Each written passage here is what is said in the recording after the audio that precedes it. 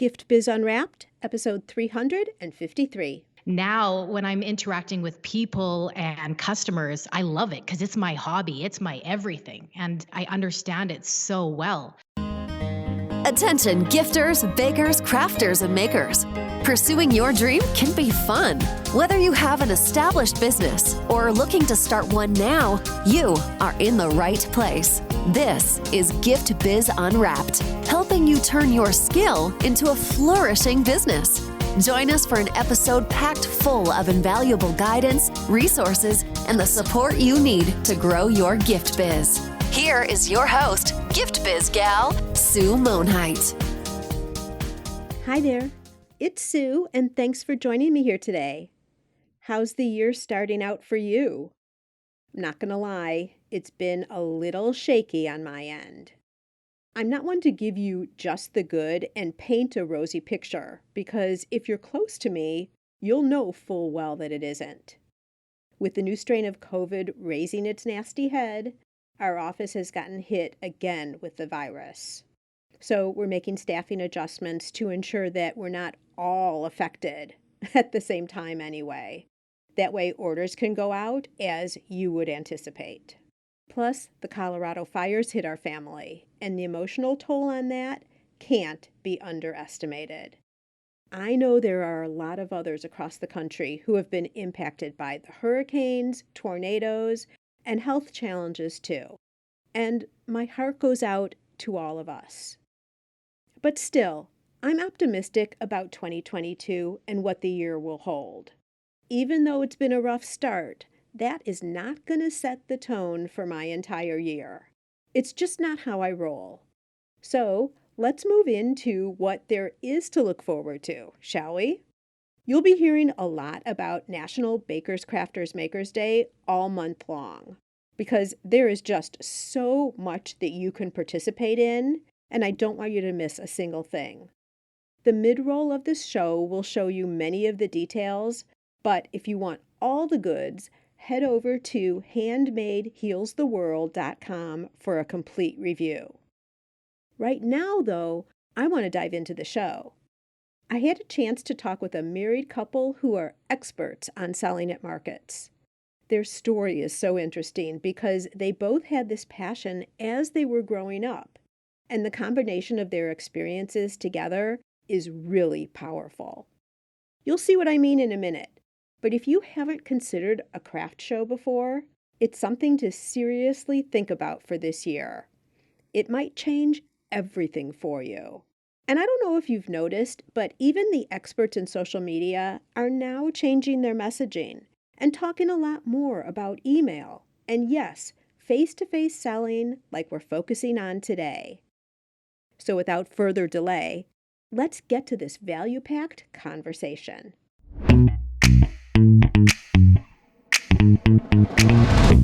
Today, it is my special joy to introduce you to Matt and Layne of Obsessed with Markets. Matt and Layne are a husband and wife business partner team, and they come from separate backgrounds. Let me share that with you as we start our conversation today. Layne comes from a retail family, so she grew up on the floor of large retail stores and experienced going to markets with her mom and dad. Matt is a welder fitter by trade who has spent the bulk of his life making, sculpting, and fabricating anything he could get his hands on. His professional life before Obsessed was manufacturing and construction management. They spend their lives now helping makers and artisans understand what steps need to be taken to turn their creative passion into the job they want or the opportunity that they want. Matt and Layne, welcome to the Gift Biz Unwrapped podcast. Hello, we're so excited to be here. Thank you. Yes, we're very excited to be here with you. I know, I'm so excited too, and we are right on the same wavelength in terms of the types of things that we provide our audiences. So I know this is going to be a fabulous conversation. For sure. We're super excited to be here, Sue. And like you just said, we have very similar backgrounds and ideas on things. So I'm excited for this one. Yeah, and we did not talk a lot in the pre-chat, so everything that comes up is going to be original, new, which is the way I really like to do it. So it's not like, well, we already talked about this, but now we're talking about it for the mic. But before we do that, I like to do something a little bit different as we start off the show. And that is to have you describe yourself in a creative way through a motivational candle. So I give you guys a little bit of opportunity to think about this beforehand. And I'm curious, are you guys doing separate candles or are you doing one candle together?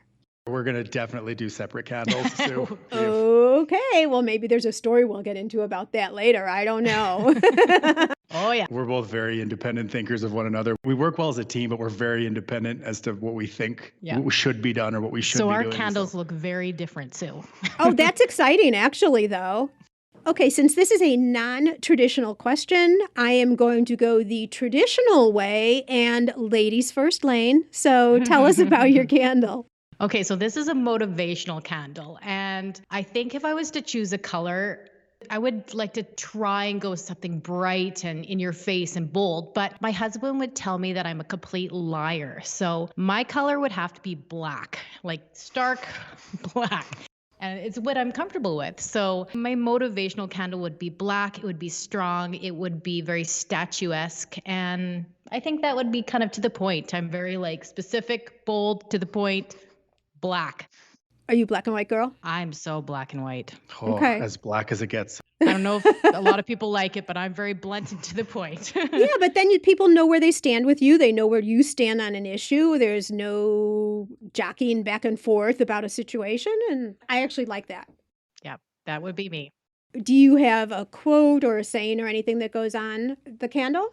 No, I don't think I do. Just to the point. I think it depends on the situation that I'm kind of dealing with. It would probably change to the day. Okay. So I've got to ask you a question. Do you find that this trait with you being very, you have your opinion and your thoughts and where you stand on things, do you find that serves you well in business? I think beforehand, I would have thought that this would have been something that was against me, a flaw against me, because I'm very to the point. I say things that maybe don't need to be said sometimes, but it's been a very positive thing with my clients because instead of beating around the bush when we're coaching and we're discussing things, I can say what's truly happening, the true facts, and be very to the point. We don't have to mess around. We don't have to skirt around the issues. So yeah, I feel like it has been definitely an asset for me. Yeah. And I would say there's a way to say things and a way to say things, right? So you can be to the point, but still be nice and kind. Oh, 100%, right? Yeah. It doesn't mean that you're not being that, but it also, when you think of coaching is time and hours. And if you don't get right to the point, you're kind of wasting money. 100%, right? You have limited time, so you need to get to the point. You need to find the problems. I was in my corporate life, I was in a management position where I talked a lot with my team about the fact that if we're critiquing, there's a way to critique, but a critique is a gift versus thinking things in your mind about how things could be different or what you should be adjusting and never saying anything. But coming out and talking about these things, if you have an opinion, in the right way, with the right words, with the right goal, the goal to be beneficial to everybody is like a gift versus withholding information.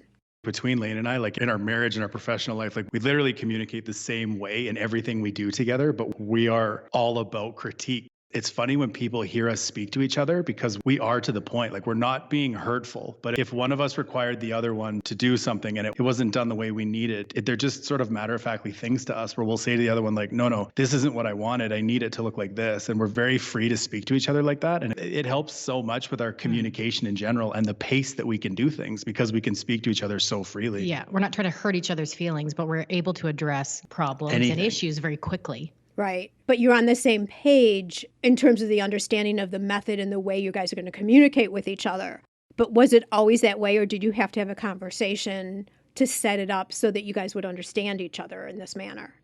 It's always been that way. We have the same personality in some ways. We're very, very to the point. And we're to the point, but like you mentioned, Sue, there are ways to speak and then there are ways to speak. We're not hurtful, but we are to the point. So, we parent like this. We do everything like this. If it doesn't serve, like you said, right? Coaching in particular, this happens to you, this with everyone else, right? When you're coaching someone, how much do you butter up what's happened or try and make it pretty as opposed to just saying look, I'm going to rip this Band-Aid off. I got to tell you what I see. Let's work through what you think about it, but this is what I think right now. Go. Right. You're not serving them if you don't do it that way. Not at Not at all. all. No. No, but I think you also have to have those solutions ready for them in those situations. If you're going to say something and you're going to have a critique or you're going to have this is a problem, you need to be able to follow up with solutions and answers for these people too. Yeah, don't push someone off the cliff. Yeah. Well, and I think so. Just lastly on this topic, Sue, because I'm just thinking about how Layne and I communicate, and that's one thing that we do for each other all the time is we never say no or we never say that's not good enough if we don't have a clear outcome. Like we never get petty with what the outcome needed to be. If we're helping each other or if we have an opinion on what something the other person has done, we're never petty about it. We never say like, I don't like that, and then never have a rebuttal. We'll say like, okay, I think we should do it like this. Like, what do you think about that? I don't think so because I wanted to do it like that. Oh, okay, perfect. Carry on then. Right. It sounds like they aren't subjective comments. Like, I don't like that. Well, what do you even do with that comment? Exactly. Yeah. It's much more productive in terms of the content of what you're saying that leads to a different solution, like if you thought it should be done differently or something for you two to discuss to see each other's sides, that kind of thing. This is already great because one of the things I did want to talk about is how you guys were able to work together so well. So we've already gotten some insight into that. But now I want to move on, Matt. Let's talk about your candle. What does yours look like? I'm a little more artistic than my wife, so bear with me. I'm very specific on what it would look like. I would have initially said red because it's my favorite color, but I feel like a candle I would have would be sort of like a baby or like a powder blue. It would smell like a really strong bergamot Earl Grey, and it would have a quote on it from Bruce Lee that is like my favorite quote ever. I'm a dedicated martial arts practitioner, and so like I put a lot of stock in things Bruce Lee said, but my favorite quote is, don't pray for an easy life, pray for the strength to endure a difficult one. That's what my candle would be. And do you go back and reference that a lot during your professional career or your life? In my life, constantly. That's been the one, I think, thing that's tied all these different subsets of my life together is that, like, you know, I think we all have difficult walks. I think we all have hard things to surmount, but we're all given, all of our experiences, I think, are fairly parallel. I think my walk is no more difficult than anyone else's, but I find a lot of, I don't know, peace, I guess, or I find a lot of grace in that line that I don't need it to be easy. I just need enough grace to handle it appropriately. Well, and I'm kind of thinking like when things are tough, then you say to yourself, well, I didn't pray for an easy life. That's exactly it. It's like it sort of buffers me from whining to myself, I think, because You know, you're going to have those stumbles and those trials and tribulation, but as long as you're not whining about it and you're seeing the beauty in your life, I think that's I really try and embody that. Also because our life is so busy, right? Like we work together, we have 4 kids, we live on a hobby farm. Like it's just everything we do is just like fast and out of control. So I feel like I'm constantly asking for grace. I'm constantly looking up in the sky asking for grace. So this quote's a big one to me. Well, and depending on what your beliefs are too, right? We never get more than we can handle. Exactly right. Yep. Yep. Some days it feels more. Well, when you're in the middle of it, for sure. Maybe when you're looking back afterwards, you see, oh, well, this is why this came upon me or whatever. Yep. Layne, tell me a little bit about as you were growing up and the large retail stores. Give me a little more detail behind that. Okay, so my family started this little Western store in our tiny little town, but they grew it to be one of the largest Western stores in North America at the time and the most successful at the time. And inside this tiny little Western store was a mail order department, a wholesale department, a manufacturing department, and a retail floor. And I grew up in this. And if I wasn't there, we were at markets. And I just kind of went through the whole process with my parents of seeing all these different worlds and divisions of business. And yeah, it was quite an experience. I don't know if I'd say it was the best experience having to live in a retail world your whole life, but I grew up in this world and I had a father that was like absolutely crazy about education and just pushing and driving all the time, trying to bring in speakers about sales and bringing in people talking about body language. And so I had all these different people coming into my lives as I was growing up and I was going to school and taking post-secondary, learning from all these amazing people. And yeah, I fell into this life, but it became something that became such a passion for me as I got older. Mm-hmm. Yeah, you were kind of getting an education on top of your education. I came back from college and I didn't think it was something that I wanted to do. I took fashion design and display.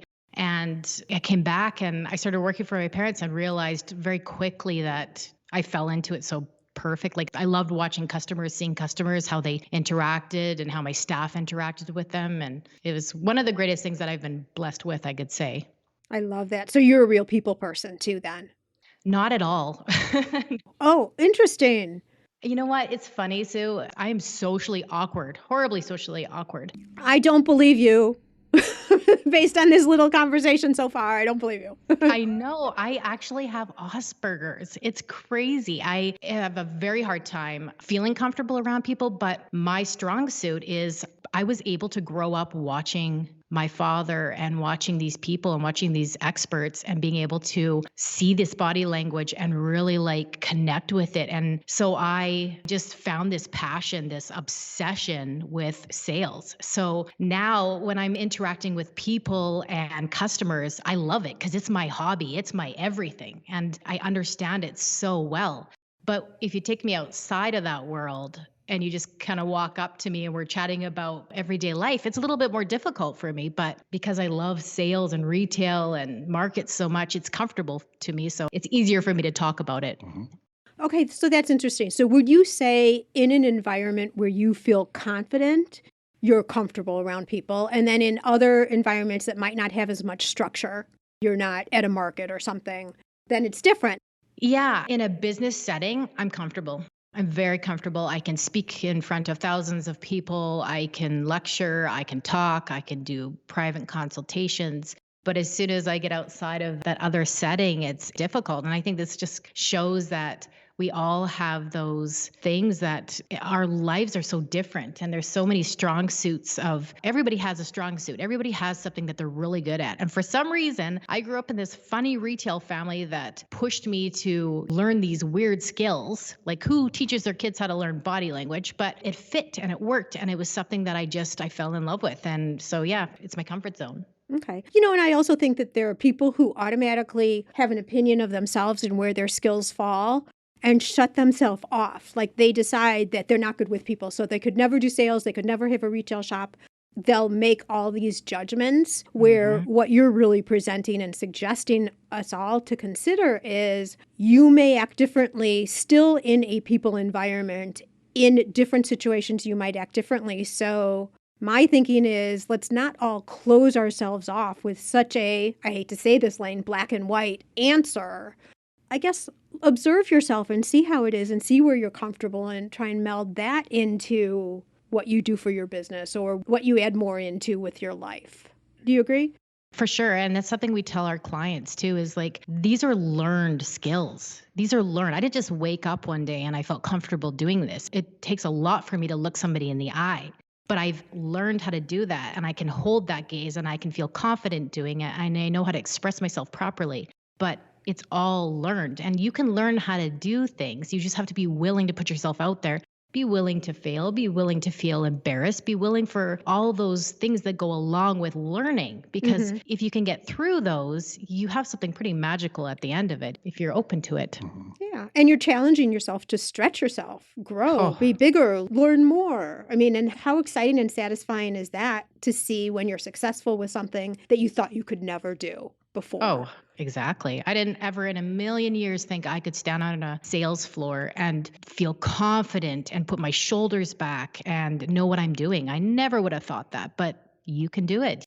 If you can look for the right kind of training and guidance, anybody can do it.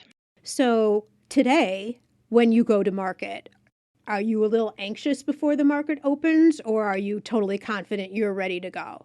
I'm 100% ready because this is my comfort zone. Going to market, working with clients, speaking, I'm great in those areas. But like I said, take me outside and have a normal conversation with me. Oh, it's more difficult. I struggle with those things. Well, everyone has their own makeup with that, I guess I would say. One more question for you, Layne, about the retail shop. Did you make, because you were talking about there was manufacturing, everything under the same roof. Were you making everything that you sold? Not everything, but I would say a pretty big part of our business was manufacturing. And it wasn't just manufacturing for our own business, it was manufacturing for other businesses in our world, in our Western world. So we were manufacturing and creating products for other businesses too. Like what type of products? Just so that we have a visual here.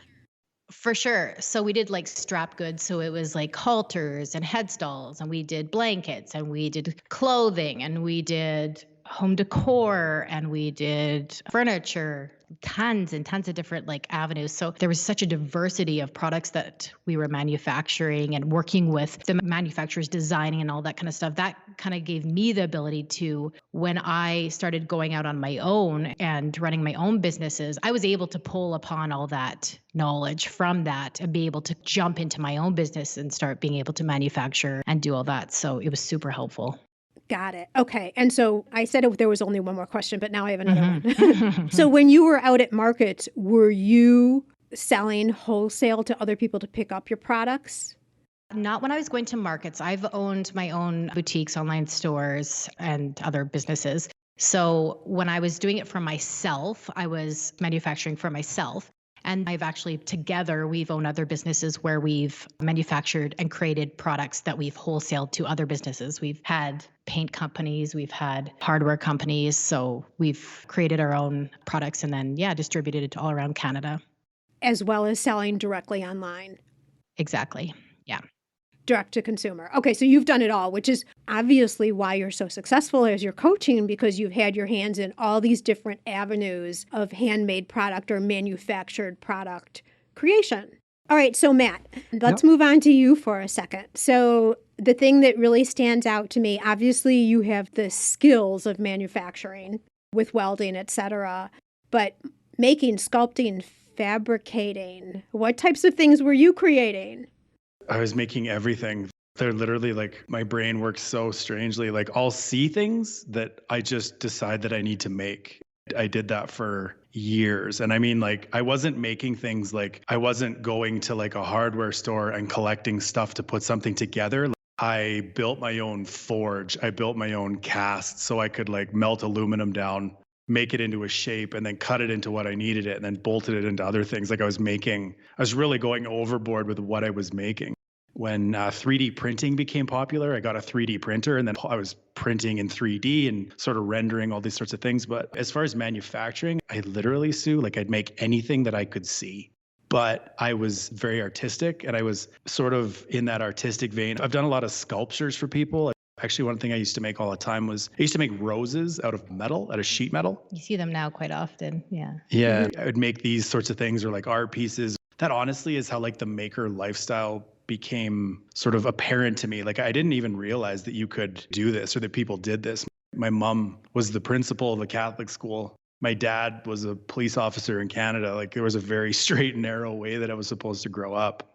And as I started making more and more things, I was having more and more people say, "Can I buy that from you?" And I remember it used to shock me that people would want to buy something that I made. And it just sort of ramped up from there. And I started making more and more and sculpting more and more. And So were you doing this even when you were littler and like a teenager? yes, I was. I've always been sort of driven towards making things or bolting things together or seeing how they run. My brain really loves those kinds of things, like figuring out how something works, but I'm also ridiculous fashionista. I'm a super driven consumer. Like, I love brands. I love products. Like, I love them. I'm not one of those guys that says, I don't want to go to the mall and shop. I'm like, yeah, let's go to the mall and see what's in there. Like, let's go to a market and see what's there. I love it. I love it. I love that you love that, because that was like with me too, getting into this industry. The idea of going to a craft show and seeing the types of things that people make.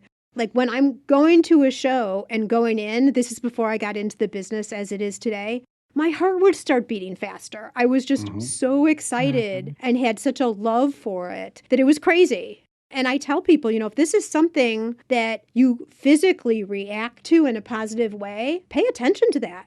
Your body's telling you about things that make you happy. That is such a wise thing to be saying to people, Sue. Like, most people don't consider those things of what you just said. Like, I mean, most people, you ask them what makes you happy and they're going to regurgitate something. But what you just said, move towards what moves you, and this will all work out. Yeah. But I would say also, like you, a lot of people, even now, still don't recognize that this could be your profession. Completely. And there's, of course, a lot of backlash, too. No, I want you to be a lawyer. Oh, you're so smart. You should be an accountant. You're so good with numbers. Yeah, but I don't like numbers, you know? Totally. I know what you mean because that's the house I grew up in, right? Like my parents weren't trying to stop me from pursuing things I enjoyed. All they understood was the pattern that you're supposed to come out of, the mold you're supposed to come out of. So I loved making things, but I didn't understand even what a business person was, right? I didn't understand. Like I thought you worked for people. That's what people do for money. Like you're a teacher or you're a police officer or you're a firefighter and that's exclusively sort of what you did. But as I got older and saw that, oh my gosh, like people actually do these things for a living. I remember I was just like floored by it. I was floored that people did these things. Yeah, and it's more acceptable now than it ever has been. So for people who are interested, we're living in a great time where you can stretch your creative skills and actually make a living salary off of it if you want to. Absolutely can. It's open and available and acceptable. It used to not even be acceptable. I'll go back and forth because I think a little bit sometimes, oh, that's so nice, that cute little hobby that you're doing, that kind of thing. Completely. But I think Layne can speak to this more. But I find that people that we find are becoming successful that we're mentoring or that we work with or that we're working directly with, they have that mentality, Sue, that they're like, I love this. I am going to pursue this as hard as I possibly can, and I'm going to make this work. Mm-hmm. And those people always find a way to make it work. Like they just do. Like what you're big on like law of attraction, and so are we. Like that's something that is like, that's kind of our mantra in our life is, law of attraction and how that works. And we see so many people in this industry, in the maker community, the craft community, that they're so in love with what they're doing. And it's everything.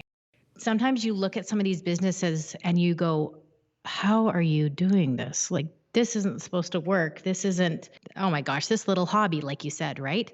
But they put their heart and soul into it. And so much of the success is off of that, is off of you just believing in yourself to begin with. I think so. I agree. And to this day, there are some clients that I have where I'm surprised that they're as financially successful as they are with the products that they sell. For sure. Now that you say that, it goes back to the passion and the determination. And honestly, I have to say also, it has to do with the personality overlay that they put on top of the product. People want to buy it because they love them too. Yep. Oh, 100%, 100%. But there's been so many businesses that Matt and I've done like individually together that we just didn't have the passion. We were really good at it. And some of it flopped. Some of it was great, but it just wasn't what we were supposed to be doing. It wasn't our 100% passion. And it's sort of our life mantra is everything to do with the law of attraction and sort of the marquee people that spoke about it. And we've had a lot of businesses together. Like if you looked at it on paper, and I mean, technically it went well because we had the skills to make it go well, but it wasn't one of those things that we were so passionate about that we were waking up early and going to bed late doing. It was sort of like, okay, well, let's go through the motions and get this thing done and on to the next one. And we really find that the things that we really dug in, that we loved the product, we loved the service, we loved what we were doing, it goes exponentially better than just us saying like, oh, well, we know how to manufacture, we know how to market, we can distribute, let's do this now. We see those fall downs now that it's like, if you're, I don't know, there's something to this law of attraction, right? If you are not on board with what you're doing, I don't think it can work. I don't believe it can work on technicalities. Like you have to support yourself mentally with positive thought and loving it to have it really succeed. I really believe that. Mm-hmm.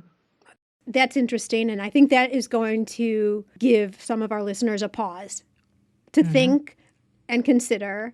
And a question for you here.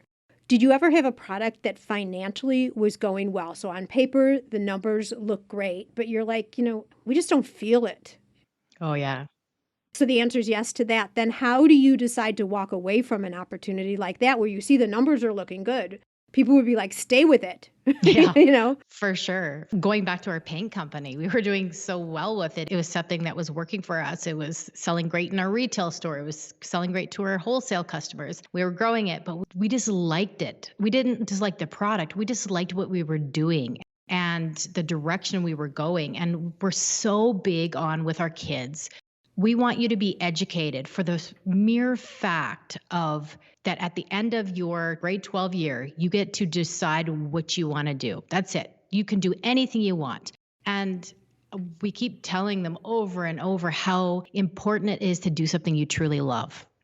Do what you love. Everything else will come. If you can get through high school and you have the good grades, you can go choose any school you want. You can do whatever you want, whether it's trade school or whatnot. But to be able to choose something that you're so passionate about, it's going to lead you forward, whether that is that thing that you stick with or it's that thing that drives you to the next thing.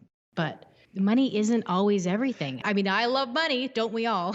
But it's not. But I think that we are in a strange position, Sue, in that, like where you said, how do you decide if you have a product that's working, if you're going to switch gears or not? So I think that Layne and I, not in the business world, but in the maker world, we're in a unique position where you don't find many people in the maker world who I think understand from top to bottom what they should be doing to execute what would make it work. And because we just have those skills are interchangeable regardless of what you're selling or what you're making. Mm-hmm. But if you don't love it, it's so easy for us now. Like we have this joke now about our gut feelings. Like we literally will make decisions on gut feelings. Like if we are doing something big and it is without fail, it works for us. Mm-hmm. Like if we're doing something big and one of us is uneasy about it, if whether it's doesn't matter what it is, if it's like something large we're doing in our life or our business life, we'll just pull the plug if one of us says like, doesn't feel good, we're not doing it. And we'll just leave it at that. It's like, no, there's something was wrong with that, if that's the case. But there's been, that's been years of us going through trials and tribulations and flops and I don't recommend all people just pull the pin because you have a gut feeling. Like we've made so many decisions and understand, like you were talking about that feeling in your body that we're like, no, this doesn't work for us. So on to the next thing. Yeah. Well, I gotta say, I mean, I believe in the gut feelings. And I think you have to balance that out against where your situation is. I mean, I've had some gut feelings. Afterwards, it's like, I knew before I even started that I shouldn't have done this. And that's helped me to recognize it earlier each and every time. Oh, you do though, right? Like, and that also goes into failures. You go through those failures, those flops, those uncomfortable situations, and you understand for the next time you start feeling those feelings, you start understanding that world and that space you're walking into, and you're like, this isn't right. I know this. I felt this before. And you're able to address those situations a lot faster. Mm-hmm. Sure. I see a lot of people in the community who have made something and have gone to one consumer show, so not to the trade, but direct to consumer, and they didn't sell a thing. And so they're like, I can't sell. Nobody likes my product. They'll give all the excuses. I can't do this. I'm not put together for this. This isn't something I should be doing. What would you say to that person? Mark your calendar. January 21st has been officially declared National Bakers, Crafters, Makers Day. Actually, highlight the entire month because we're celebrating all month long, focusing on the good that handmade products and you as a maker provide us. Whether you create as a hobby or have started a business around your craft, this day celebrates you. There's lots of ways to join in the festivities. Share a special handmade memory with us. Download my free gift, which is an affirmation poster that you can print and display or use as a background on your phone, reminding you every day about the joy that you put out into the world. I also see the giving heart you have as a maker. Maybe you donate handmade items to local shelters or hospitals, or you put on workshop fundraisers, or commit a portion of product sales to a special cause. Here's your chance to highlight your activities and get ideas of what others are doing too. Plus, you can get some eyeballs on a charity that is near and dear to your heart. Come January 21st, we have special 20-minute lifestyle classes you can attend over on the Gift Biz Unwrapped Facebook page. And if you're aspiring or are already a business owner, there are other festivities planned inside Gift Biz Breeze, which is the free Facebook group. Come join us there. There is even more. Too much to cover here, but you can see it all for yourself right now over at handmadehealstheworld.com. Handmade Heals the World is our theme this year because your efforts do make a difference, and our world needs the healing right now. Go check it out. handmadehealstheworld.com. A celebration of you. And now let's get back to our conversation with Layne and Matt. I think it's a big misconception when somebody says, I've tried everything. It's not working. Nobody's buying. What we've run into the majority of the time with not with ourselves, but with our clients that we're servicing is what usually is happening is one, they haven't tried everything. They've missed certain areas that they may not see. They may not understand how they work. And they may see the problems in their businesses, but they're too scared to address them. So that's one thing. And two, a huge problem is people are terrified to sell. They're terrified. They will make product, they will display product, they will do a beautiful market booth or retail store, they'll put everything together, and then they wonder why it's not selling because they forgot that huge part of the package. And the package is understanding your customers, understanding what their needs are, understanding how to sell to them properly without being pushy and cheesy and over the top, and then being able to address those customers after so we can utilize them again and have them back and have a relationship. Those are all areas that are missed. So I think to kind of wrap it up, I would say knowing where your holes are, knowing why that product's not selling, not just it's not selling, why is it not selling? What have we missed? What are you not addressing? What skills can we maybe give you to make you feel more comfortable so that we're doing everything we can to get this product selling? And everyone's different, right? Like, I'll go to craft shows, for example, and someone will have a beautiful table. The display's gorgeous, it's understandable, everything's priced, it's very clear. They're sitting behind the table on their cell phone. Yeah. Oh, Like that's one person, another person in another booth is like right behind your back, looking at your every move, not leaving you alone.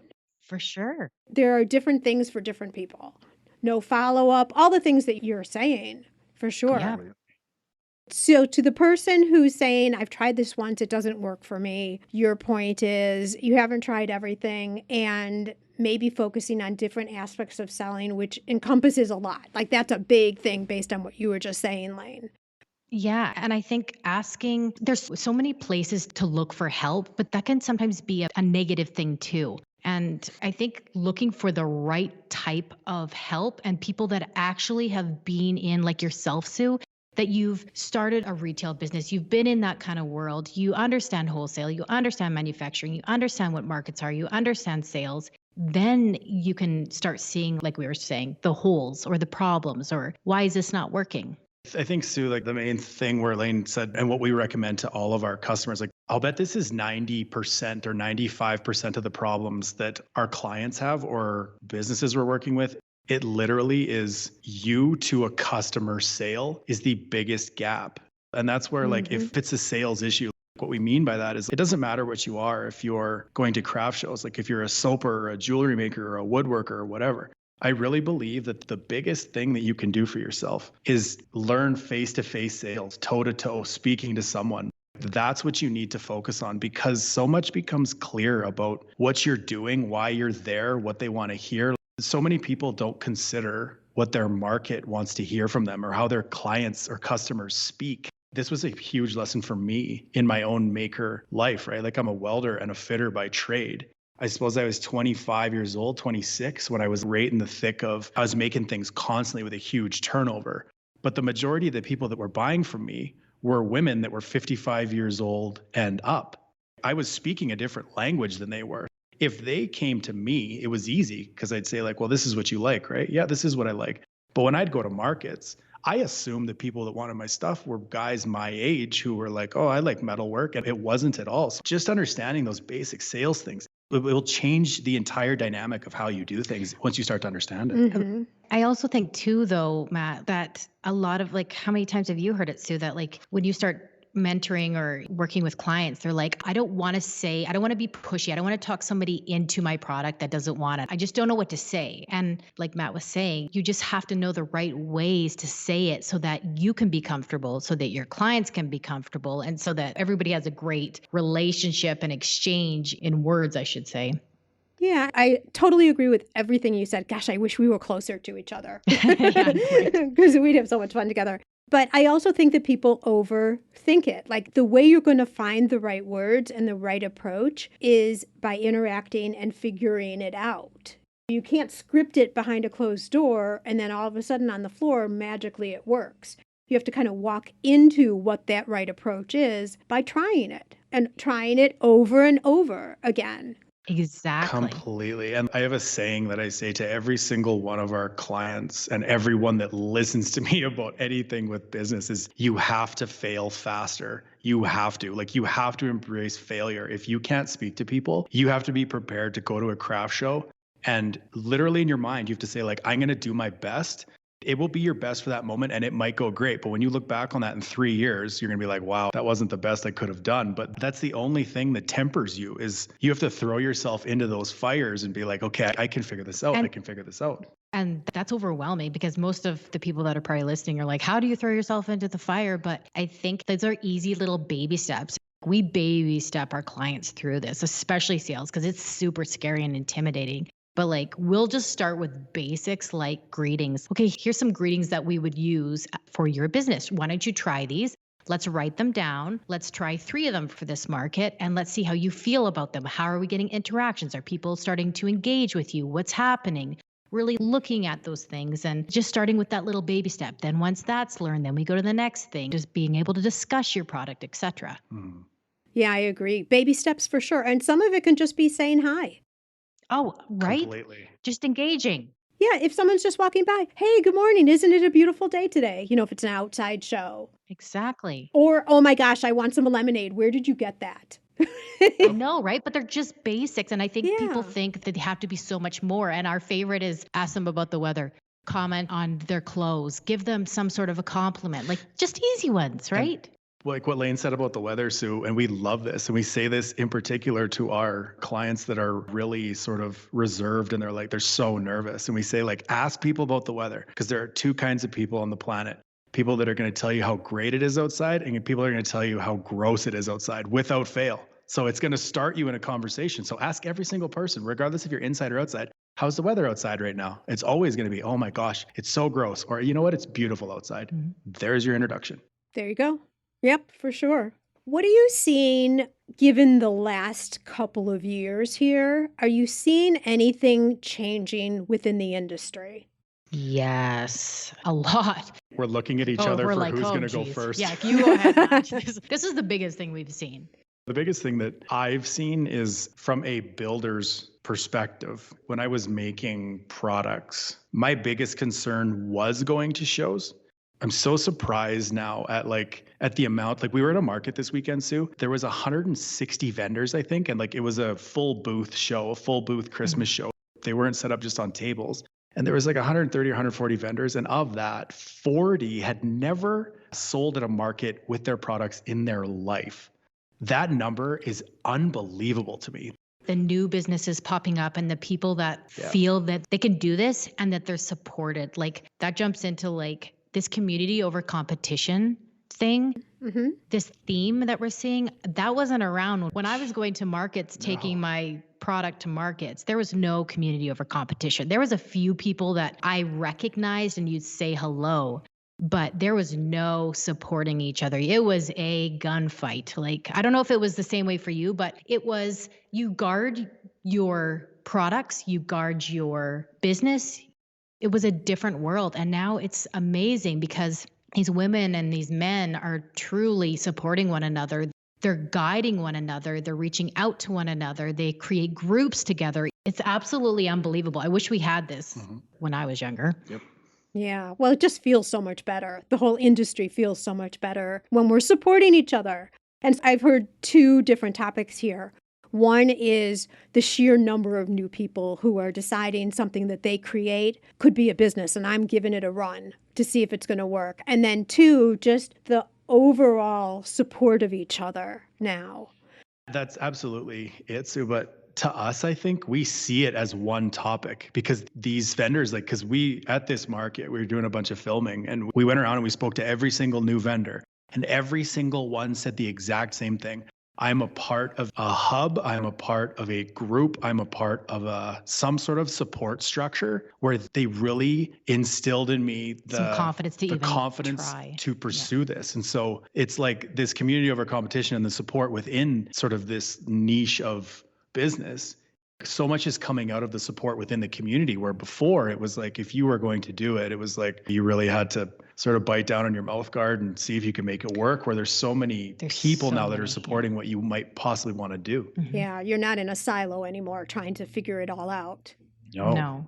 And, we saw so many new vendors. Like this year alone, we had a 98% rate of new business owners that were mentoring with us for the year. 98% of them were brand new, first year, never started. And that's kind of what led us into this. Like, we came up with a whole bunch of products this year just for those people because we saw such an influx of new business owners that had no idea what they were doing. They were trying so hard just to get into this world and be successful. And it's just wild. It's pretty cool to see.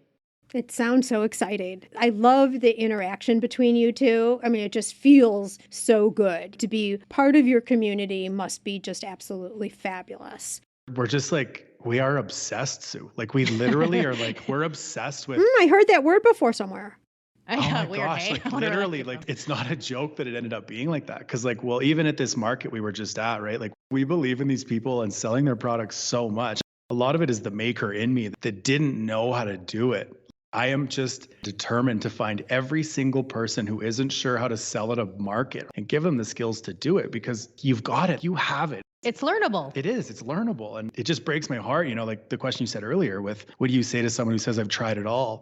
Oh, you haven't tried it all. Just keep going. Just keep going a little bit longer. You will figure it out, but don't give up on it. Don't. I agree with you, because it's heartbreaking, because they've had a dream. They were so excited in the beginning, and then they're deciding for themselves that it just can't work. For sure. But that's just it, is you don't have to know everything. You were not created to know everything. You are good at making, you're good at creating. Maybe you're good at social media, or maybe you're good at this element of your business. You don't have to know everything. So don't feel like you have to. Go outsource, go educate yourself. Absolutely. Talk with me more about Obsessed with Markets, what it's about, what's included, and who it's for. So Obsessed with Markets is the umbrella that we do everything under. But in particular, we made this last year, like Layne was saying, with all these new vendors. We were spending so much time on the same topics that we wrote a hand guide that we called the Vendor Market Hand Guide that's on our website, Obsessed with Markets. There's 12 chapters in it, and it's the top items, I think, are the top sort of talking points we were having with clients, or we were having with people at markets, where we included everything from our own experience about. I think one of the main things we heard from everyone was, how do you display at a market? And so we broke down the ways that we display and why. We broke down what you should bring with you. And everything in that, like, so we really we went into depth with, because my background is like design, display, all that manufacturing. So we went into in depth, like Matt said, with display. Like, how do you actually display to draw customers in? What do you need to do to draw them in to make them feel comfortable? Where do you need to be displaying your products? What kind of eye level do they need to be at? And then we just kind of hit all those important topics of, how do you engage with your customers when they're walking by without screaming and yelling at them? How do you connect with them when they get in your booth? How do you explain to them your products without being pushy? How do you connect with them after you have the market? Are you collecting their emails? Are you using a tapping or card, or what are you doing? So we just really focused on this book, and then some offshoot books about social media and building a fan base. But it just was more to us about, if we can give these people this little Bible of this hand guide that can fix all their problems in a nutshell, then their lives are going to be so much easier going forward. This first year is going to be a piece of cake going forward. If you can build on those skills, right? Those basic skills. Yes, I think you've piqued the curiosity of a lot of people who are listening here. Are we able to get our hands on that guide? It's on our website. If you go to obsessedwithmarkets.com, it's the Vendor Market Hand Guide is on there. There's a breakdown of everything that's in there on our site. But we find, Sue, with our clients, like the main thing I think that's really helped them is we've tried so many different ways to coach people, and we've tried so many different ways to support them. And I think we really dialed that in with this hand guide, because it's a small little thing. It's notes. But what we did in it more than anything was give actionable items. And the one thing we keep hearing about from these crafters, these makers, these builders, these artisans that have it is, we have a module in particular, literally about sales. Within those sales chapters, we give a sales script that we use. All it is plug and play. And every single person that reads it, every single one, without exception, has gotten back to us and said, I had no idea that this was sales. I didn't realize that all it was establishing a relationship and asking the right questions. And if that person really is interested, then you keep talking to them. And if not, you just had a nice conversation. It's really helped people to, I think, grab onto this lifestyle and understand it in a way that they're like, oh, okay, I can do this now. Yeah. Love it. Okay. So if people want to know more, just go over to your website, Obsessed with Markets, and look for the guide. And then they can learn more about what's in it and then whatever happens for them to have access to that information. You bet. And our Instagram, our Facebook, and our YouTube are all Obsessed with Markets as well. And we've got piles of information on that. And we're coming out with a ton of new videos for our YouTube channel to help market vendors be more confident in markets. So we're really going to answer and address a lot of problems that they're having. So we hope that helps. Yeah. Ooh, and what is your YouTube channel? Obsessed with Markets also. Now, I could have guessed that and I would have won the bet. Everywhere Obsessed with Markets, right? Yeah, that's right. Everywhere Obsessed with Markets. Perfect. Okay, so we have a listener who recently found the podcast. They make soaps at home for themselves, just for fun.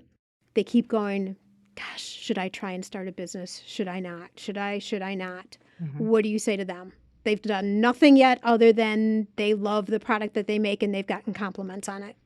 Okay, 2 things. 1, get the vendor market hand guide. 2, get Sue's book, because those are going to be your Bibles for the next little while.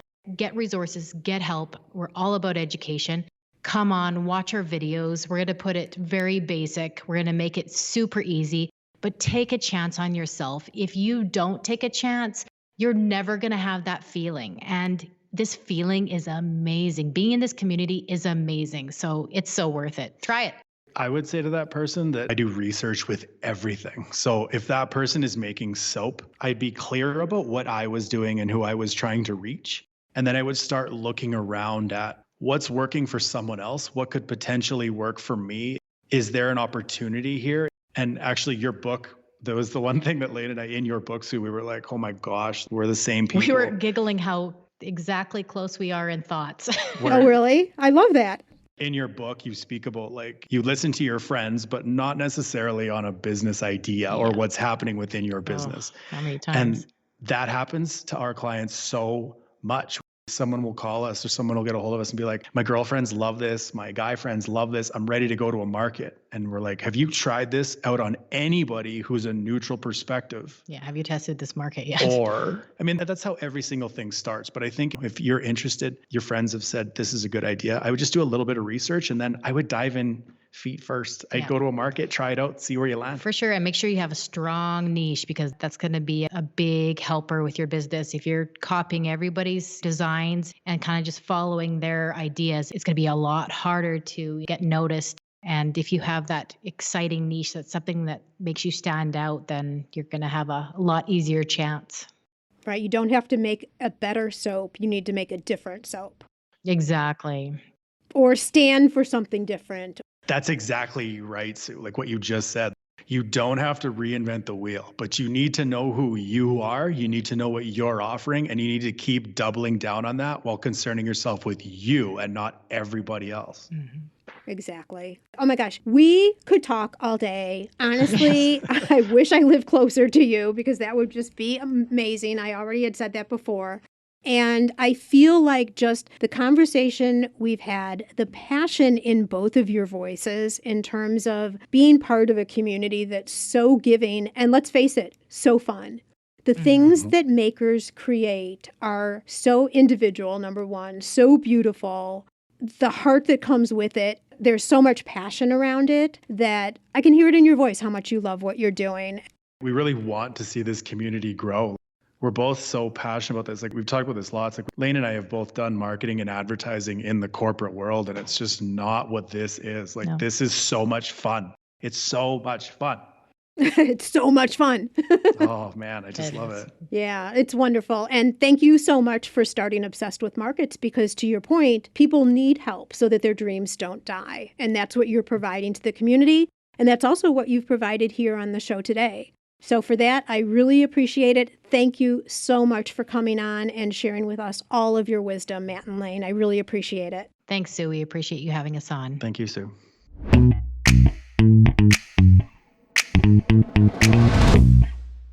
Okay, so I jumped over to Matt and Layne's website to check out the Craft Show and Makers Market Hand Guide. It's currently only $7 and covers all the points you need to get started or perfect your craft show strategy. You need to take a look at this right away so it doesn't slip your mind. Seriously, for $7, I would grab it now. And while you're at your computer, remember to go check out all the celebratory events happening around National Bakers, Crafters, and Makers Day. You can find that over at handmadehealstheworld.com. Up next week, we'll be looking at Pinterest again to get updates and additional insight into this platform. This is definitely one you don't want to miss. And the best way to do that is follow the podcast if you haven't already. That way this episode will automatically be downloaded when it's ready, and it'll be waiting for you right on your phone. And now be safe and well, and I'll see you again next week on the Gift Biz Unwrapped podcast. I want to make sure you're familiar with my free Facebook group called Gift Biz Breeze. It's a place where we all gather and are a community to support each other. I've got a really fun post in there that's my favorite of the week, I have to say, where I invite all of you to share what you're doing, to show pictures of your product, to show what you're working on for the week, to get reaction from other people, and just for fun because we all get to see the wonderful products that everybody in the community is making. My favorite post every single week, without doubt. Wait, what? Aren't you part of the group already? If not, make sure to jump over to Facebook and search for the group Gift Biz Breeze. Don't delay. Come join us in Gift Biz Breeze today.